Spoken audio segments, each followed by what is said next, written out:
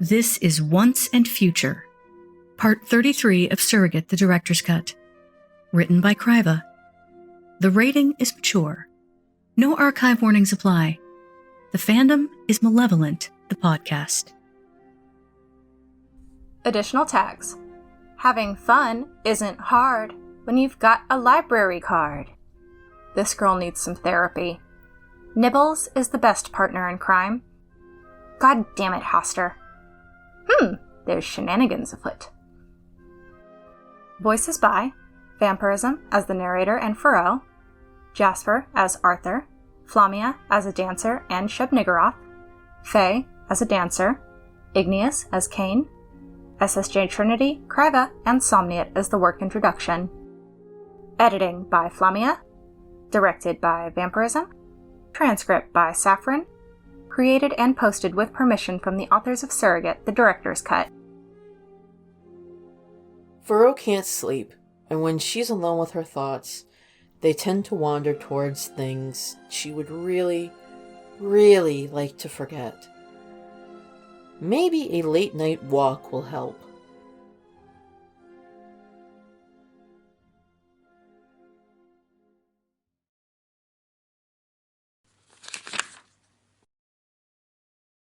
Faroe was restless.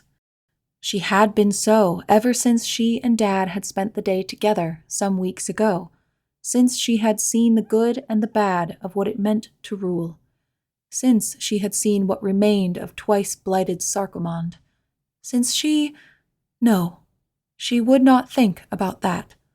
She would not think about how when she woke up in the morning her hands felt wrong, sticky, like there was something jammed under her fingernails that she couldn't get out. She hadn't touched them, physically, but it didn't stop her from scrubbing at her hands in the wash bin, using her nail brush and as much soap as she could lather, scrubbing until her hands were red and raw and her cuticles hurt. Exacting justice was a good and proper thing to do, a grown-up thing to do. Dad said he was very proud of me, she told Nibbles when the pair of them were up late at night. Distantly, she could hear piano jazz coming from the music room, floating through the window of her tower. Nibbles' many eyes were soft. The goatling had clung ever closer to Faroe since she had gotten back than she usually did, even though Faroe told her she was fine, and how good she had been, and how grown up. Nibbles always listened, but she was also very stubborn, and Faroe didn't mind the closeness, really. If she was petting Nibbles, she wasn't thinking about. She curled into Nibbles' side, pressing her cheek against her bark. I just don't. Did your mom let you know when you had to do that? Dancing around the word didn't feel very grown-up. Nibbles flicked her ears, so soft. A small, multi-jointed leg with a crab-like claw at the end emerged from her mouth. She spit it out. They'd caught the creature, trying to sneak into Faroe's room not 2 hours ago, and Nibbles had promptly eaten it. Even so, with the stump of its leg crushed to a ragged smear, the claw twitched. Yeah, it's different for you. This is your job. Nibbles nudged the leg towards her. I don't think eating them will help me any. Nibbles lifted her head and turned, nuzzling Faroe's side with a flexibility her neck didn't seem to allow, and the girl smiled wearily. I don't know if you eating them will help me either. Most of them... Her face fell. They were bad. Evil. So they'd probably just give you indigestion. Now you're getting it, John. Arthur and John seemed to be having a good time. Do you think they'd mind if we came by? She stared wistfully out the window. Of course, she knew the answer already. No, Arthur would not. Arthur would drop anything he was doing for her, Arthur always stopped what he was doing for her. Even if it meant he and Dad were going to argue about it, even if he was doing something with John. John, on the other hand. She listened to the sequence of low notes, the tinkle of a treble melody dancing next to them. John would be upset if she came by. He was always very, very careful not to show it when she was there, but she'd heard him and Arthur arguing about her. Bits and pieces anyway. That stupid eavesdropping spell never got her the full picture, and she always wound up napping afterward. Sometimes Arthur cried when he and John argued about her. That settled that. She was not going to go talk to Uncle Arthur and John. Not while Uncle Arthur sounded so happy. They were already stressed from the training Dis put them through for the games, and Dad, she wasn't going to ruin their night, and that was final. Faroe crossed her arms, watching as Nibbles picked up the discarded leg and swallowed it once again. She needed to move, to go, to do something, anything, and she climbed out of bed with that singular goal in mind. If she was moving, her brain was focusing, and it wasn't dwelling, and it wasn't thinking about... Faroe only paused long enough to put on a pair of silk slippers, which was plenty long enough for Nibbles to get up, stretch, and trot to her side.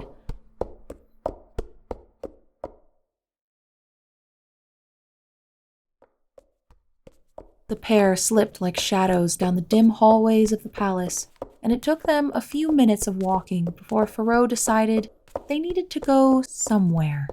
The larger issue at hand was mostly the time of night. While she was free to go wherever she wished in the palace, Dad would absolutely chide her for being out so late. She did not want to explain to Dad why she was out so late. She needed a reason. She stopped, turned on her heel, and moved through the hallways with purpose. The library was exactly what she needed. Surely, somewhere amidst all of these books, she would find something that would get her mind off of... Right. Well.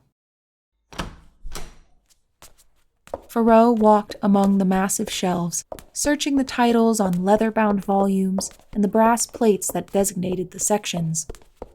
Dad had a massive library, though not the largest of his kin, but it was full to the brim of books that were incredibly dense, and full of plenty of things for a young lady to keep her mind occupied with. She paused at the history section. This would be a very Dad-approved thing to occupy her mind, and there were so many options. She scanned the volumes, her fingers running over a sequence of names and histories. Zakarian, Vornai, Ulthar, Sanara, Sarnath, Sarkomand. There was a new volume, next to the original, positively pristine. Her stomach twisted and turned sour. Maybe not history. History tended to be bloody in the Dreamlands, and she wasn't in the mood for blood. As it turned out, the section on magic had lost its appeal as well. The poetry glorifying Dad didn't catch her interest, or plays. Why were so many plays tragedies? Or legends? She moved between the bookshelves like a caged animal, one hand curled around a piece of Nibbles' bark, her eyes idling and wandering past books that began to blur together, until they didn't. Her eyes caught on one shelf with a book far too small and far too strange, peeking between heavy hide-bound copies of The Great Canticles of Carcosa and The King in Yellow. It was less than a third of the size of the books around it, thick, but completely absent of any sort of leather casing like a proper book had. It was a deep gray, and its papery spine was creased. Faroe's brow furrowed as she read the title, The Once and Future King, T.H. White. Faroe had been in the library hundreds of times, and she was sure she had never seen this book before. Gingerly, she pulled it off the shelf. It was crammed in between its two shelf mates tightly, and it took a bit of force, but it came free.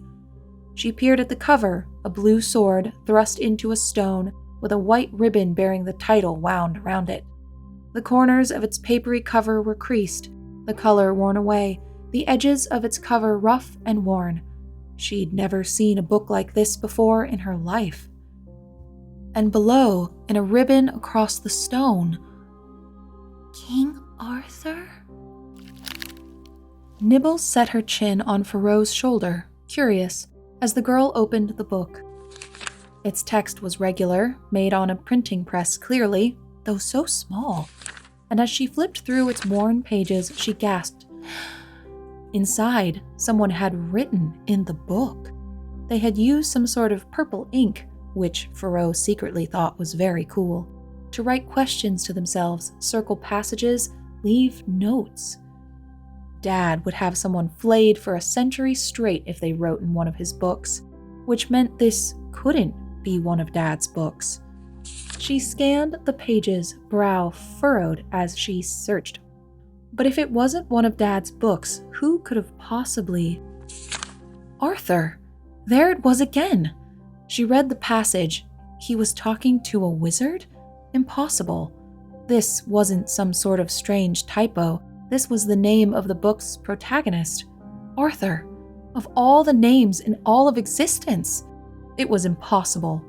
Arthur wasn't just a name people had, it was her uncle's name. Do you think... She glanced at Nibbles from the corner of her eye.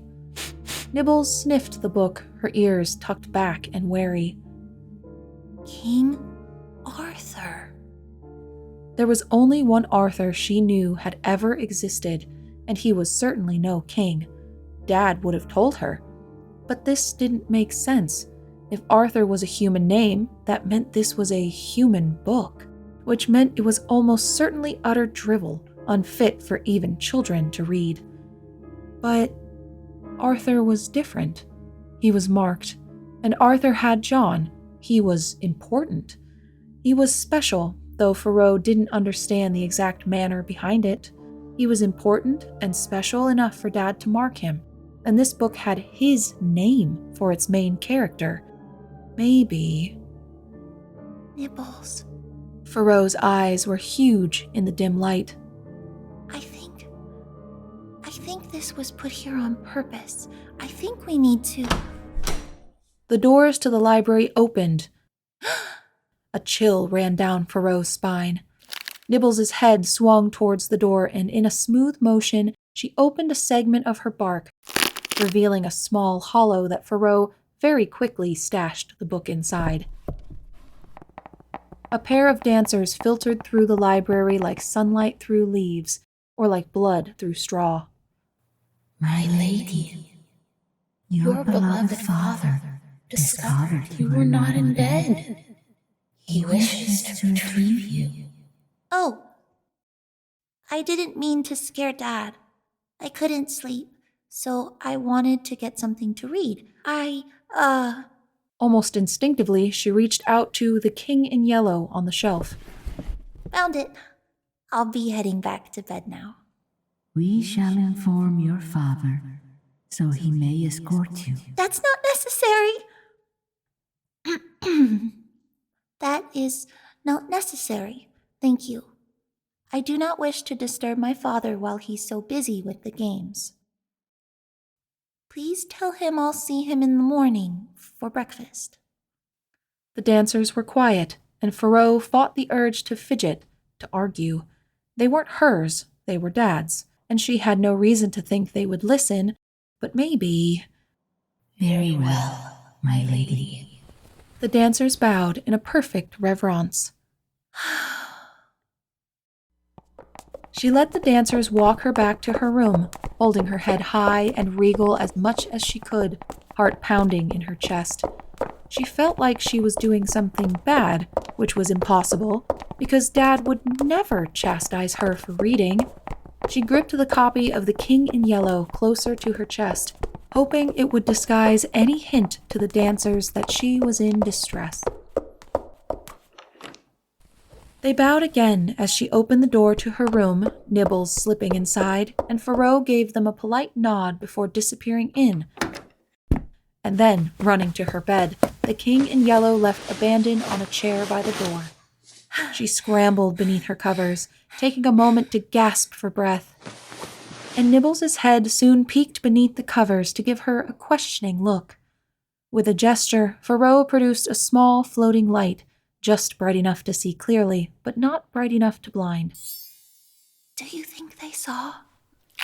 Nibbles shook her head, and with a strangely peristaltic motion, her bark opened by her cheek, and she produced the book. Faroe gingerly took the book from Nibbles, handling it as if it might bite her at any moment. It did not. It lay inert in her hands, its blasphemous subtitle mocking her. This didn't make sense.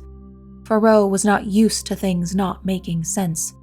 There was no reason this book should show up in her father's library, bearing her uncle's name, if not for a reason.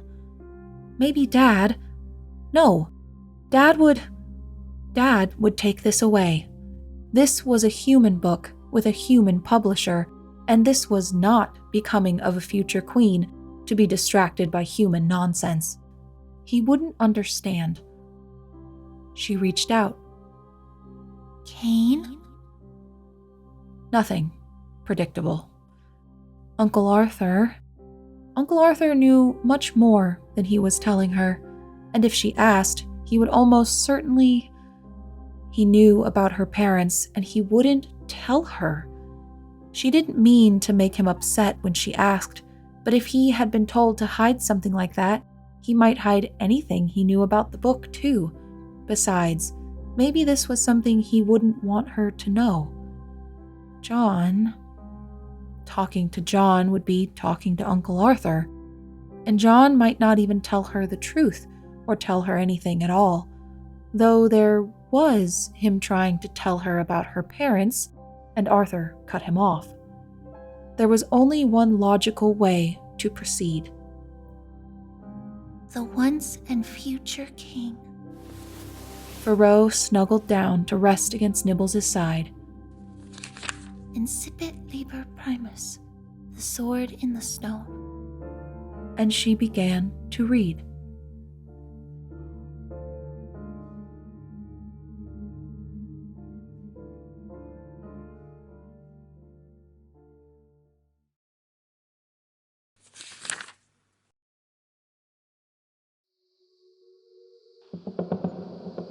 In the starlit heart of a deep, dark wood.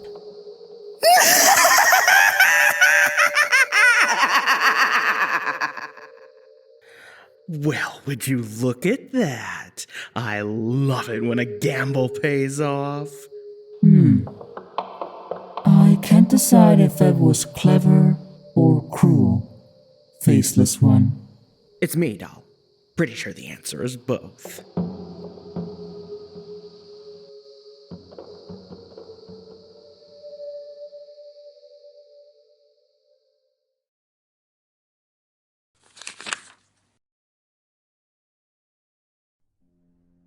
If you enjoyed this production of Surrogate, the Director's Cut, please read the original written work on AO3, where it is still actively updating as of June 2025. A link is in the work notes, where you can also find the social medias of all the production cast. Malevolent was written and produced by Harlan Guthrie, and all characters depicted here belong to their respective creators. The cast and management produced this show for no monetary gain, and all rights remain with the authors. Any sound effects or music used in this production were obtained legally or created by the production cast. Please let us know your thoughts, and, as Kayne would say, Stay tuned for the next episode.